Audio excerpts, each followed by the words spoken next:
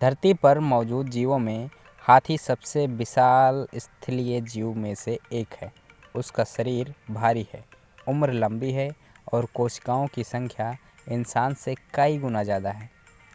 अब अगर हम सामान्य तर्क लगाएं तो जितनी ज़्यादा कोशिकाएं उतना ज़्यादा कैंसर का खतरा होना के चांसेस हैं। लेकिन हैरानी की बात यह है, हाथियों में कैंसर की दर इंसानों से 10 गुना कम पाई जाती है। यही सवाल वैज्ञानिकों को दशकों तक परेशान करता रहा है। इतना बड़ा शरीर, इतनी लंबी उम्र, फिर भी कैंसर क्यों नहीं? इस सवाल का जवाब छिपा है हाथी के डीएनए, जीन और प्रकृति की अद्भुत सुरक्षा प्रणाली में। तो वीडियो पसंद आए तो लाइक करिएगा, चैनल पर नए हैं तो चैनल को सब्सक्राइब करिएगा। तो चलिए शुरू करते हैं। कैंसर होता क्या है, थोड़ा समझना ज़रूरी है। कैंसर कोई बाहर से आने वाली बीमारी नहीं है, बल्कि यह हमारी कोशिकाओं की गलती से पैदा होता है। कैंसर तब होता है जब कोशिकाएं बिना कंट्रोल के बढ़ने लगती हैं। खराब कोशिकाएं मरने के बजाय जिंदा रहती हैं। शरीर की सुरक्षा प्रणाली उन्हें पहचान नहीं पाती। इंसान के शरीर में रोज़ लाखों कोशिकाएं बनती हैं और मरती हैं। इन्हीं में से कुछ में गलती होती है और अगर शरीर उन्हें रोक ना पाए तो कैंसर जन्म ले लेता है। अब सोचिए, हाथी के शरीर में इंसान से 100 गुना ज़्यादा कोशिकाएं होती हैं। हाथी 70 से 80 साल तक जीवित रहता है, फिर भी कैंसर नहीं होता। पेटोस पैराडॉक्स विज्ञान की सबसे बड़ी पहेली है। इस रहस्य को विज्ञान में कहा जाता है पेटोस पैराडॉक्स।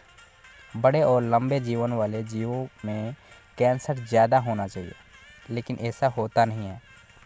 हाथी इस पैराडॉक्स का सबसे बड़ा उदाहरण है। असली कारण है TP53 यानी TP53 जीन। हाथी का सुपर पावर है। अब आते हैं असली वजह पर। इंसान और हाथी में फ़र्क। इंसान जो होता है उसमें TP53 जीन की संख्या 1 होती है, और चूहे में अगर बात करते हैं तो चूहे में 1 होती है, और हाथी में TP53 जीन की संख्या 20 से ज़्यादा होती है। TP53 जीन क्या करता है? TP53 जीन को विज्ञान में कहा जाता है गार्डियन ऑफ द जीनोम। यह जीन खराब कोशिकाओं को पहचानता है, उन्हें ठीक करता है, और अगर ठीक न हो तो खुद ब खुद मरने का आदेश दे देता है। इसे कहते हैं अपोप्टोसिस, प्रोग्रामेड सेल डेथ। हाथी का शरीर कैंसर से कैसे लड़ता है? हाथी में क्या अलग है? हाथी के पास 20+ TP53 जीन होती हैं, जो बहुत तेज़ सेल्स डिटेक्शन सिस्टम्स के ज़रिए चलती है। जरा सी गलती पर कोशिका को मार देने की क्षमता होती है। मतलब कैंसर बनने से पहले ही कोशिका खत्म। इंसान में सिर्फ एक TP53 जीन होता है। अगर वह ख़राब हो जाए तो कैंसर का खतरा और कई गुना बढ़ जाता है। हाथी की कोशिकाएं डरती नहीं, मर जाती हैं।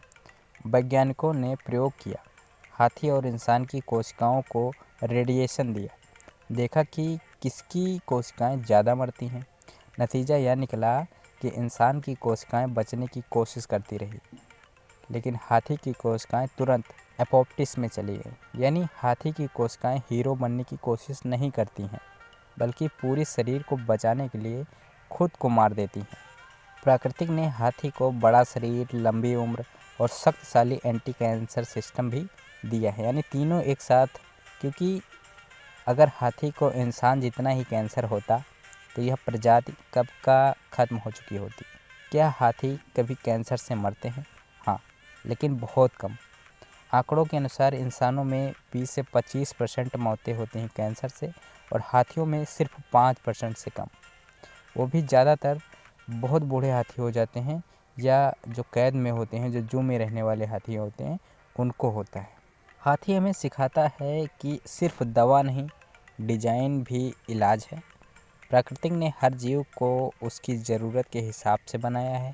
जहाँ इंसान टेक्नोलॉजी ढूंढ रहा है, वहीं हाथी करोड़ों साल से तैयार समाधान लेकर घूम रहा है। हाथी को कैंसर क्यों नहीं होता? क्योंकि उसके पास ज़्यादा TP53 जीन होती हैं, तेज सेल्स डिटेक्शन होता है, बिना भावुक हुए कोशिकाओं को मार देने की क्षमता होती है। हाथी का शरीर एक बात साफ कहता है, एक कोशिका से बड़ा पूरा शरीर होता है। अगर इंसान इस रहस्य को पूरी तरह समझ ले तो आने वाले समय में कैंसर मौत की बीमारी नहीं, कंट्रोल की बीमारी बन सकता है।